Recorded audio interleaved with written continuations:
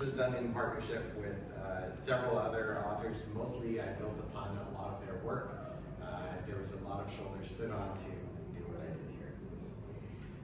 So many of you have seen traffic studies or worked with them. They generate a lot of data. There's a variety of information formats that you can get. It comes in multiple modalities, mixed frequencies. Some examples: canvas data, you can get a few gigabytes an hour.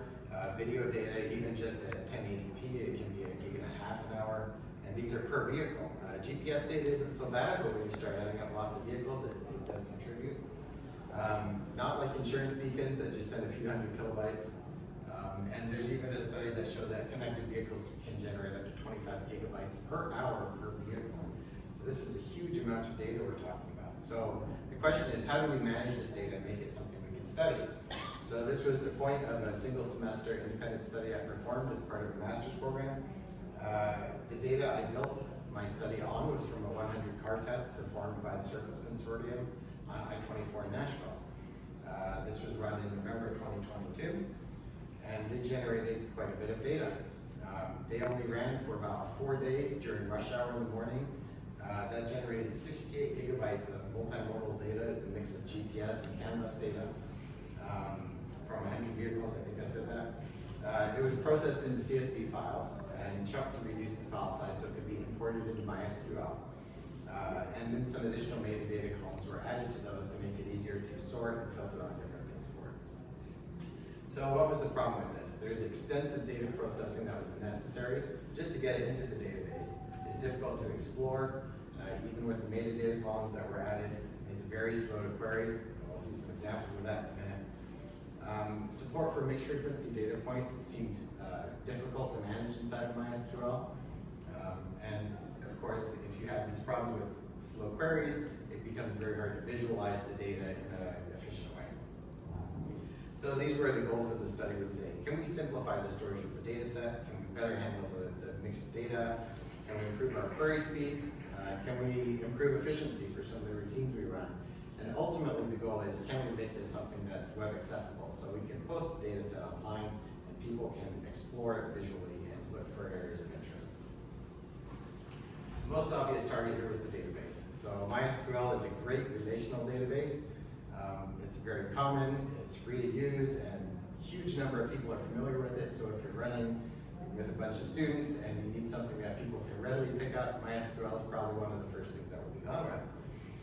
And there are steps you can take to boost its performance. You can chunk your tables into different frequency ranges for separating out. If you want to gather data for every minute or every hour, you can generate tables with that data.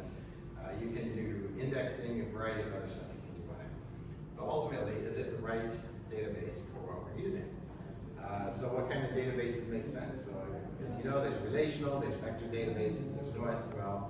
In this case, all of our data has time attached to it. Every single measurement has a timestamp. Every GPS coordinates has a timestamp. So it made sense to explore a time series database in this case. More options, of course. So I'm a student, I don't want to spend money on this. I don't think our lab wants to throw money at a commercial product, so we're looking for stuff that's free. So there's timescale database.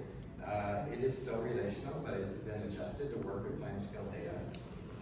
It does have a license that's not free for enterprise use, and I wasn't sure how that would plan out long-term with this data if we chose to stick with it. IoTDB offers tree-based and tag-based data. It has an Apache license that is free to use. Even if you open up their cluster features where you can run it across multiple servers, still free. And that's a difference from Influx, which is also tag-based, but if you start using the cluster features, it's no longer open source, and I think you have to pay a license for that one. Anyways, IoTDB does have a nice page where they claim to be the best option for all of these, and I'm taking it from them. It's kind of trusting the fox with the henhouse, but I did post that so people can see what it is. So we had to figure out how to set up a schema for the 100 car test inside of IoTDB. As you can see from the graphic here, it's definitely very tree-based the way we set it up. On the right, we have the different data that we imported, and it's just kind of structural how we see it. So you always have to have a root node for these. We set up an experiment node under that in case we decide to pull other experiments into the same database. And then we have the vehicles. Each day that the vehicle was ran, each vehicle had multiple runs during the day, so those are under that, and then the measurements under those. So we had to find a way to get the data out of the CSV files into IoTDB. So fortunately, Python libraries already exist that work with IoTDB. So I took advantage of those. I made the first couple runs at building scripts to pull this data in, and it looked like it was going to take it a couple of weeks to import all the data. And I was like, this is not good. I need to be able to do work on this. So I researched some different options. There are batch import options with IoTDB's Python library. I discovered I had some redundant database calls, which were slowing things down significantly. Even so, it's still taking a while, so we added email notifications to our import template, so it popped me an email when it was done. Use screen sessions, so I didn't lose my session when I went to building supper or something. And we cut it down to 1 to 2 hours to import all the data, which I was much happier with. So there's a key data out there. There's little efficiencies add up. All right, so is it actually better than MySQL? So we're just going to cover some really simple queries here. This one is just count all the records, right? How many speed data records do we have for a given day? So as you can see, MySQL produces a result in almost 14 minutes. Yay! Not very yay. IoTDB was able to generate that data within 0.05 seconds, so multiple orders of magnitude faster. You may look at that and say, there's a string you're searching on in MySQL. That's terrible. Of course that's slow, and you're right. There's an issue with the data that we had where sometimes if you use the timestamp, we actually would have more than 24 hours of data that was associated with a single day of experiments because they'd have like idling time where the car was in the parking lot, getting set up, and so I couldn't just operate off of timestamps because it varied from day to day. I had to use the string. So what about complexity for queries? If we want something like, I want to know the speed and the set speed for the cruise control, give it to me in 2-minute granularities for one car in one day. This is what it took from MySQL to get that information. I did not come up with that on my own because I'm not that smart. I had to get ChatGPT to help me, and I did test it, and it took it almost 5 minutes to generate the result. That is a very complicated query. With IoTDB, it's much, much simpler. This we could say, give me the last value in 2-minute increments. For this vehicle, you lay out the tree structure, you can use the asterisk to tell it, give me everything that fits within that. And group it by for this time window at this amount, and it pops you out the answer, and it took it less than a second. So, big difference. Much simpler, much faster. So we can query the data, it appears performant.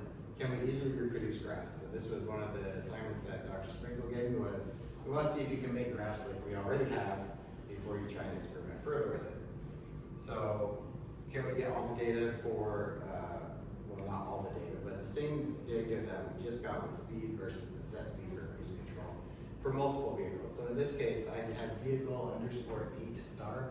So that will get any vehicle that starts with that. So vehicle number 8, 80, 81, 82, 03, 89. So we got about 11 vehicles there. Can we gather all that data in graph? And we can. So this scatter plot shows that the difference typically between the set speed and the actual speed usually fell within 20 miles an hour. There are, of course, outlier cases, but it's more or less what we expected in this case. This does introduce a new feature in IoTDB that was a blessing and a curse called a line by device.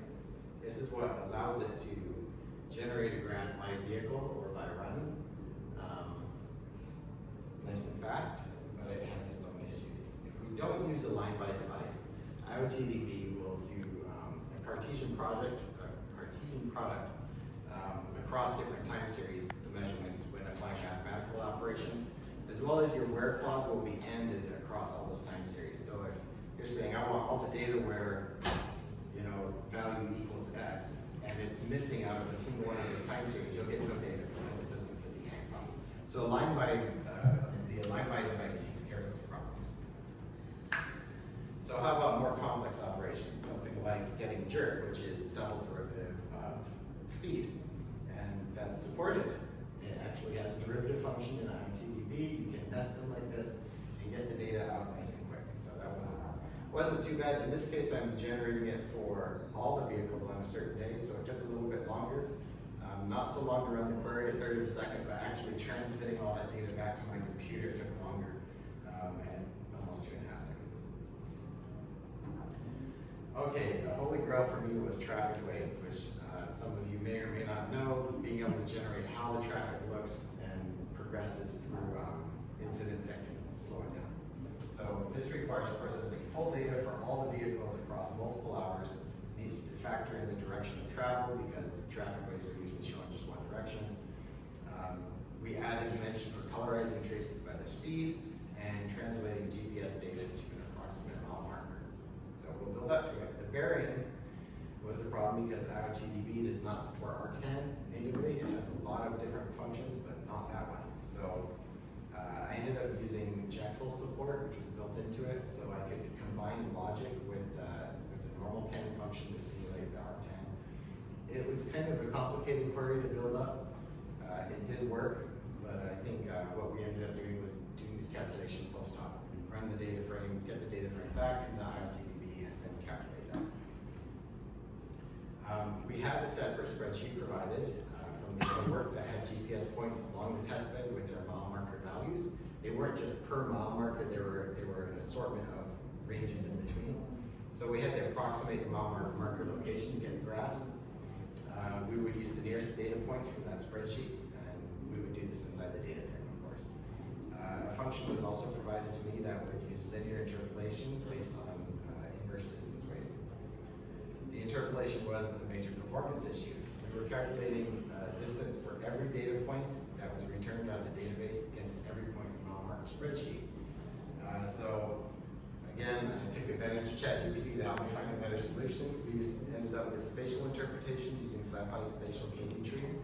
It reduced interpolation for a single graph from about 80 seconds down to 0.03 seconds for 250,000 records. So great example of those efficiencies at scale. And we had success. It's not the same colors as the other guys use, but we do have a scatter plot here that's showing, you can see the traffic waves coming across, and you can see the different colors for the speeds. You may notice those interesting white bands, which gave me a fit for a long time. The white bands are remaining interpolation issues. So these come from two different cases. The first one is the mile marker points in our spreadsheet were very, I can't think of the word, they differed greatly in how far apart they were. Some would be close together, some would be far apart, as you see there. So if we had a card that was like just short of the mile marker 2, one up there, the interpolation would place it between 2 and 3 when it hadn't actually gotten to 2 yet. So the way that we resolved that was to factor in bearing, and then we could say, okay, I want to know which one I'm actually between before calculating my position between them. The second one is the calculation I'm using does not project the vehicle's position against the line that the mile markers form. And so if the vehicle's parallel to, immediately across from a mile marker, its distance A from that mile marker will keep it from ever showing it's actually reaching that mile marker. So this is what I believe is the result for all the white bars we saw in the graph. Is it fast enough for online exploration? The big question for the semester. So I built a little one-page Dash app that attempts to do that, and then show a little video here. This has got pulled up the initial day of data. We can go up here and select the new date of data, punch in the 18, update it, and it updates relatively quickly. I'd say it's probably within 1 to 2 seconds. I could tolerate that if I had to use it. Zooming in, zooming out. It does still have some lines. This is just a proof of concept, but it's coming along pretty well, and it does update relatively quickly. So I think I'm calling that a success. It is changing the number of data points, so that's one of the ways we kept this fast is when we zoom out, it gets into, I think, 240 data points that it gathers. When you zoom in, it will redo the sampling rate that it does across the data to get still 240 data points. So lessons learned, the tool selection does matter. The database you want to select the database that fits your data and what you want to research out of it. Development testing, what you use for that. We started just with using Excel to graph the data. It's painfully slow, and then moving to Jupyter. Python is much easier. Efficiency significant at scale. The IoTDB syntax appears to be in flux, so that was a challenging factor for this. Documentation was poor. If I needed support from the community, I had to wait because most of the developers were in China, so I could answer overnight, try something else. So that was a little bit challenging. Architecture is important. The architecture I showed is not the one I started with, but picking it wrong slowed me down. And then to perform operations, of course, where it makes the most sense. So performing math in the data frame is often easier than trying to do it on the database. So, there is a lot of future work to do. There's a ton of features that IoTDB offers that I did not get to explore. We'd like to take that proof of concept and build it out so that there's a variety of different graphs that can play with and explored. Would love to explore the clustering and parallel processing options that it offers. And of course, I'd love to go on me and compare this to other databases, but I only had one semester. The paper could only be 6 pages long, so that's what I have. You can always I'd like to thank the different people who contributed and the researchers who work on built on to do this test.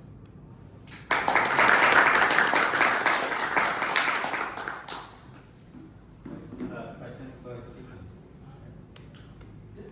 Did you say that the delta speed was the difference between the setting of the cruise control and the actual velocity of the vehicle? And that could reach 60 miles per hour difference? So like their cruise control is set to 30, they're actually going 90 miles an hour, is that what that means? I actually don't know because I wasn't studying the data, but it does look like occasionally there were some differences that were significant. Yeah. Went up to 60, I think. Yeah, that's what I'm saying.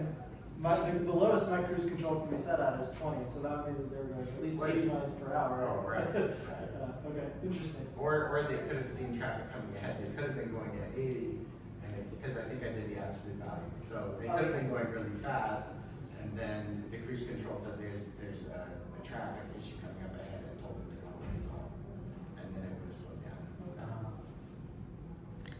How do you handle different signals having the different frequencies and so the different time stamp? So this is something that is built into IoTDB. It takes care of that for you with the aligning of the data. I don't know how it does it.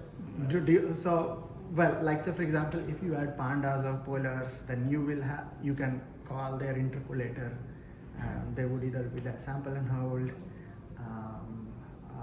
or like polynomial fitting kind of interpolation, etc. So like, did you see that if they're using anything like that and you could choose it? I didn't see any choices for it for setting it up. I did run into situations where if you try and return, I think it's one of the slides I cut out. If you try and return a set of data, say, give me 120 samples across this window of data, and it doesn't exist for all of those. Yeah. MySQL will just return the ones it has, so you might get a few.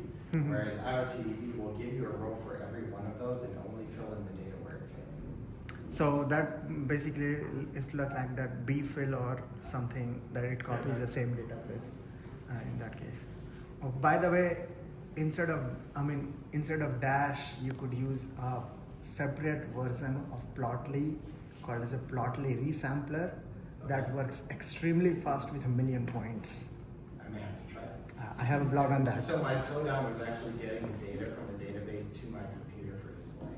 Yeah. The actual execution of the queries was quite fast. Yeah.